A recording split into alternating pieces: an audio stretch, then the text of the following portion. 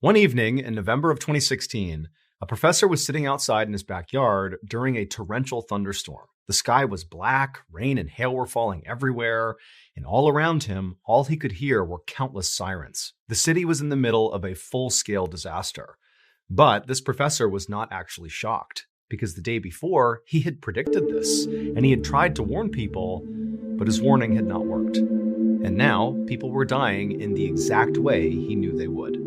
But before we get into that story, if you're a fan of the strange, dark, and mysterious delivered in story format, then you've come to the right place because that's all we do, and we upload once a week. So if that's of interest to you, please buy the like button, a gift certificate to a massage parlor, but before they go in, make sure to replace all the massage oils with honey and fire ants. Also, please subscribe to our channel and turn on all notifications so you don't miss any of our weekly uploads. Okay, let's get into today's story.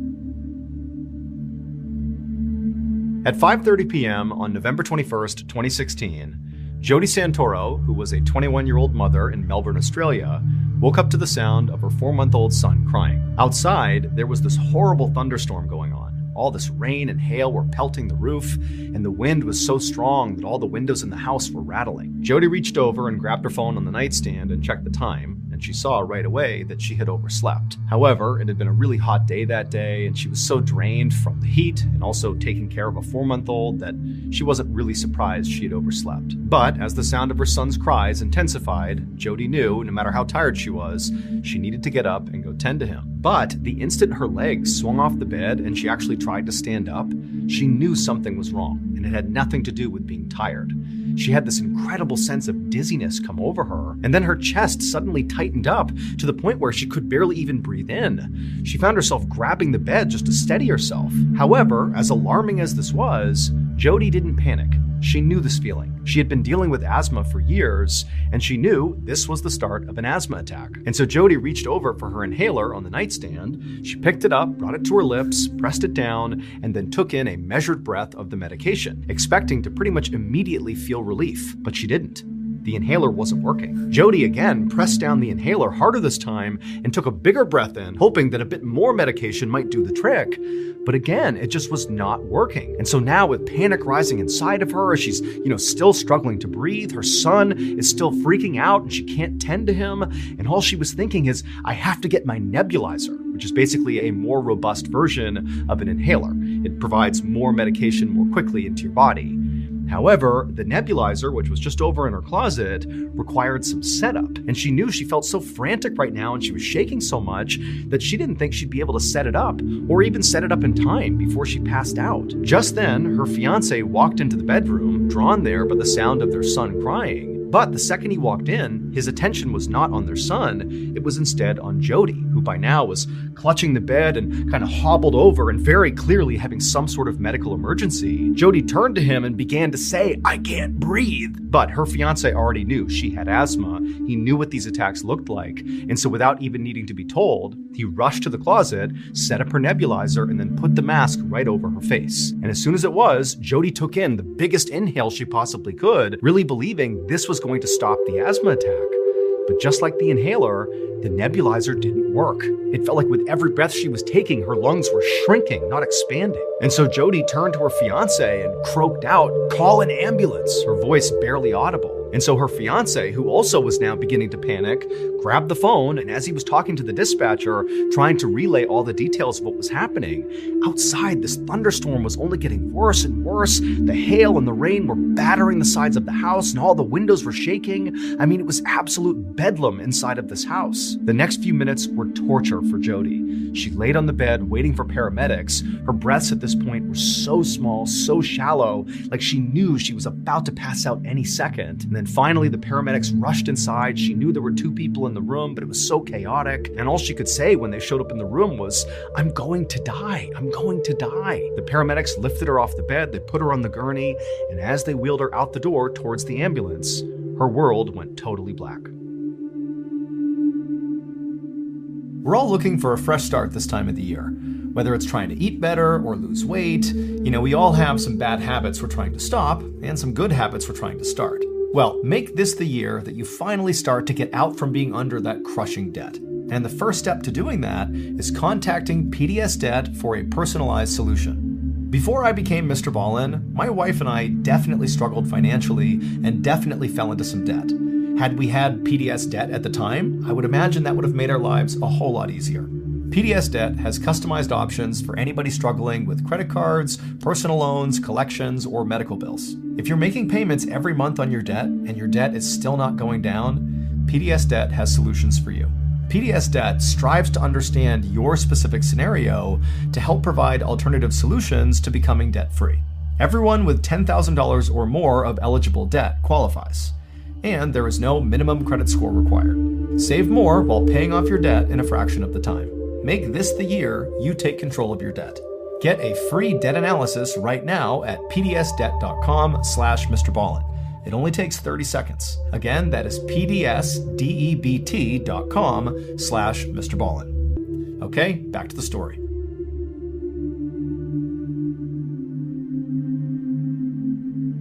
The paramedics rushed Jody to Sunshine Hospital, and on the way, they tried to stabilize her by squeezing these oxygen bags, forcing oxygen into Jody's lungs. And as they were doing that, Jody's fiancé was following the ambulance right behind, white-knuckling the steering wheel, praying his fiancé was going to survive this asthma attack. When the ambulance finally arrived at Sunshine Hospital, the emergency room was mayhem. Paramedics quickly wheeled Jody in on her gurney, shouting out her vital signs to the doctors waiting near the door. Her fiancé, meanwhile, watched helplessly as the medical staff surrounded her and inserted IV lines, hooked up monitors, and began intubating her to force even more oxygen into her lungs. But fortunately, this rapid medical intervention, once Jody got to the hospital, appeared to work, because not long after getting there, Jody did begin to stabilize, not enough to suggest that she was actually all better, but her condition basically began to improve. However, the moment she began to improve, instead of the medical team, talking to her and figuring out what happened and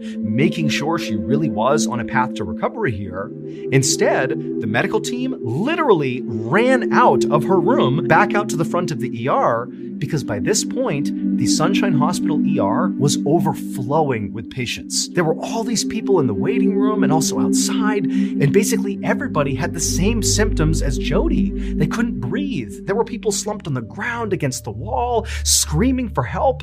The medical team was totally overwhelmed. And on top of that, there were ambulances literally lined up around the block, waiting to drop off patients. There just wasn't any more space. But nonetheless, doctors and nurses and the medical team at the hospital worked furiously, moving from one patient to the next, sometimes in an exam room, sometimes out in the waiting room, sometimes outside. It's wherever the patients were. But the weird thing is all these people, they had the same symptoms, these severe asthma attacks, yet many of the people that were showing up had never had asthma in their lives before.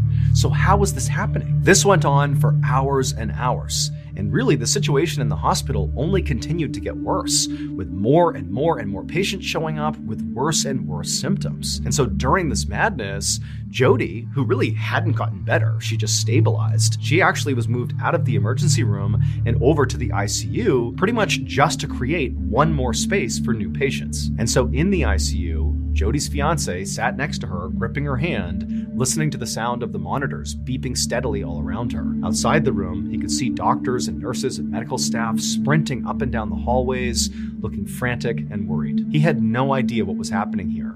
He just hoped Jody would be okay. But it would turn out there actually was someone who knew exactly what was going on. A university researcher named Philip Taylor had actually predicted this the day before.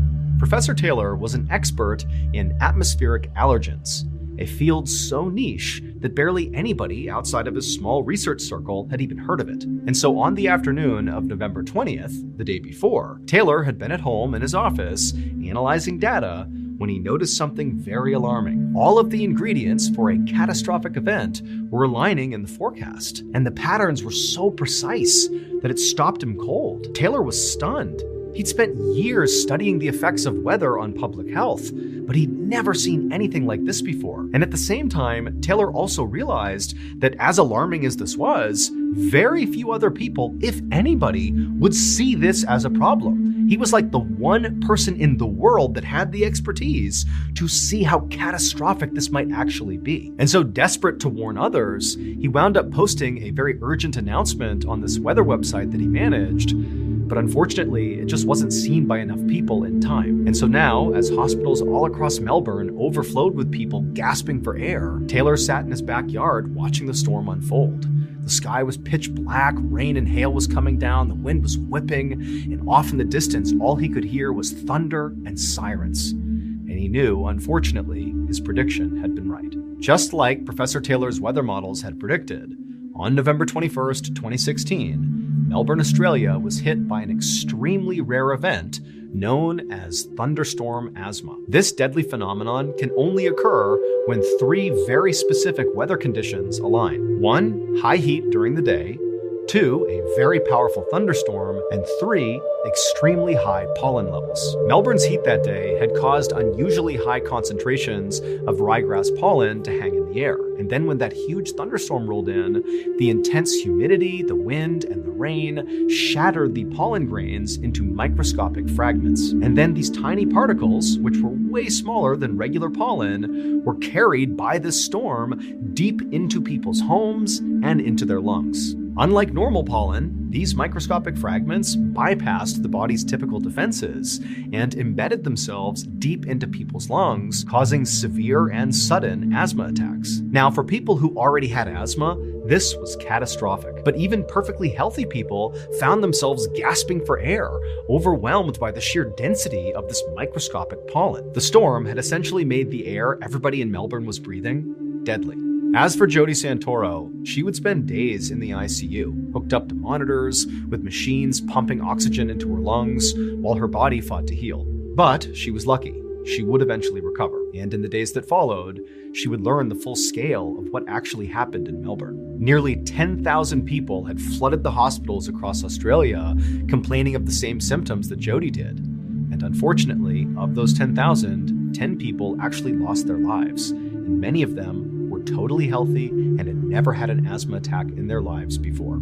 For Jody, despite surviving this ordeal, the awful memory of what happened on that night will forever be on her mind. She is now all too aware of how fragile life can be and how quickly things can change. I'm going to play you a clip from my other podcast, Mr. Ballen's Medical Mysteries. After you're done listening to it, be sure to check out Mr. Ballen's Medical Mysteries on any podcast platform. Give it a follow. New episodes every Tuesday. Enjoy. Early in July of 1982, a corrections officer made his rounds at a jail in San Jose, California. Everything seemed normal as he inspected each inmate's cell. But as the guard peered into the last cell on the row, he was startled by what he saw. The inmate was sitting on his bunk, staring forward, his mouth hanging open. He looked completely frozen, almost like something out of a wax museum. The guard gave the cell door a few loud knocks with his flashlight, but the inmate didn't move, or even blink. The guard was afraid that the inmate was dead. So he unlocked the door and stepped into the cell, and he got right up next to the inmate, and when he did, he could feel breath coming from the man's open mouth. So he knew he was alive. He gently touched the inmate to try to get him to react, but he didn't, and that gentle tap made the man's whole body rock back and forth on the bunk like a rocking chair. The guy was stiff as a board. The guard had no idea what was going on, and he was feeling very freaked out. But then he noticed the inmate's eyes. They had a look of absolute terror in them. And the guard knew this man needed help right now.